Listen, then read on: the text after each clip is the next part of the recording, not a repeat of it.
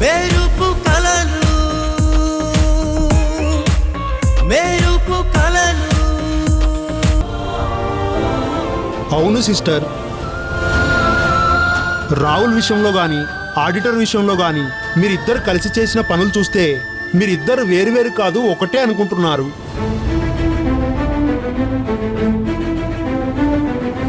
శరీరాలు వేరైనా మనసులు ఒక్కటే అన్నట్టుగా ఉండేవారు. అలాంటిది ఇప్పుడు ఎందుకు ఇలా మారిపోయారో నాకు అర్థం కావడం లేదు.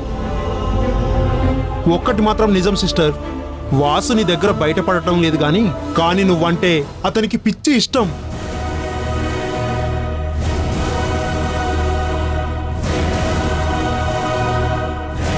నన్ను ప్రేమిస్తున్నానని మీ ఫ్రెండ్ నీతో చెప్పాడా?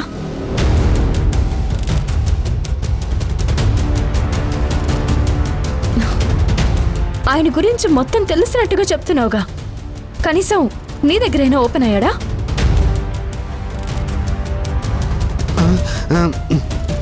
నేను ఎన్నిసార్లు అడిగినా వాసు సారు బయటపడలేదు మేడం. మరి మీరందరూ నా దగ్గరకు వచ్చి ప్రేమ త్యాగం అంటూ మాట్లాడుతుంటే నాకు నవ్వొస్తుంది. సరే, వాసు బయటపడలేదు, మరి నీ మనసులో ఉన్న ప్రేమ నువ్వెప్పుడైనా చెప్పావా?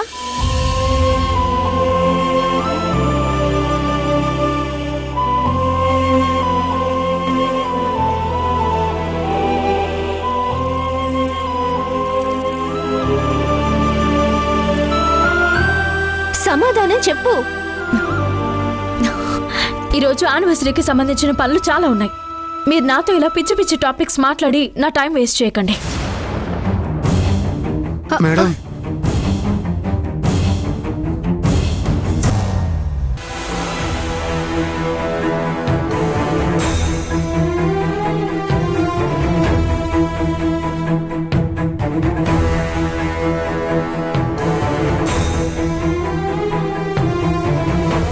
ఏంటే తయారవకుండా ఇలా తుమ్మముద్దులా కూర్చుని ఆలోచిస్తున్నావు? నిశ్చితార్థానికి సమయం అవుతుందే. ముందు మనం ఆఫీస్కి వెళ్ళాలి, తర్వాత పిల్లల్ని రెడీ చేయాలి, తర్వాత కార్యక్రమం జరిపించాలి కదా. త్వరగా వెళ్దాం పదా. నేనెక్కడికి రావడం లేదత్తయ్య గారు, మీరే వెళ్ళి జరిపించండి. నువ్వేం మాట్లాడుతున్నావో నీకైనా అర్థమవుతుందా? నీ కొడుకు నిశ్చితార్థం నువ్వు రాకుండా నేను వెళ్ళి జరిపించి తీసుకురావాలా? అంటే ఏంటే నీ ఉద్దేశం? అక్కడికి వచ్చిన వాళ్ళందరూ కన్నతల్లి లేకుండా నిశ్చితార్థం ఏంటి అని చెవులు కొరుక్కోవాలనా? అదంతా ఏం కుదరదు. కానీ ముందు కావాల్సిన సామాన్లు సర్దేసి మాతో పాటు బయలుదేరు. దయచేసి అర్థం చేసుకోండి అత్తయ్య,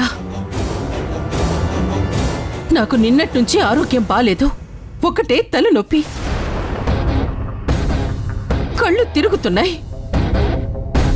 పెద్దవారు మీరున్నారుగా, మీరు వెళ్ళి మీకు నచ్చినట్టుగా జరిపించండి. నువ్వెందుకు రానంటున్నావో నాకు బాగా తెలుసు.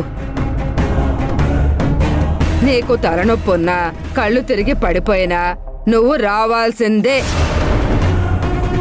నువ్వు అక్కడికొచ్చి అడవికి వెళ్ళి కర్రలు తీసుకురావాల్సిన పని లేదు. నీ కొడుకు నిశ్చితార్థం జరుగుతుంటే 4 అక్షింతలు వేసి ఆశీర్వదిస్తే చాలు. ఇప్పుడు నేను రాకపోతే కార్యక్రమం ఏమీ ఆగిపోదుగా.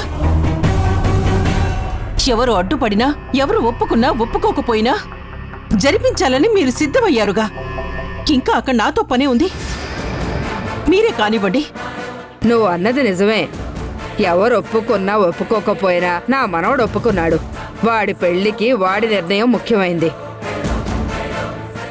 అది వాడు తీసేసుకున్నాడు. ఇప్పుడు మనం చేయాల్సింది వాడి నిర్ణయాన్ని గౌరవించి వాడు కోరుకున్న అమ్మాయితో పెళ్లి జరిపించాలి. దానికి మొదటి మెట్టు ఈ నిశ్చితార్థం. మనసులో నుండి పిచ్చి పిచ్చి ఆలోచనలు తీసేవే. మాతో పాటు రావడానికి సిద్ధపడు.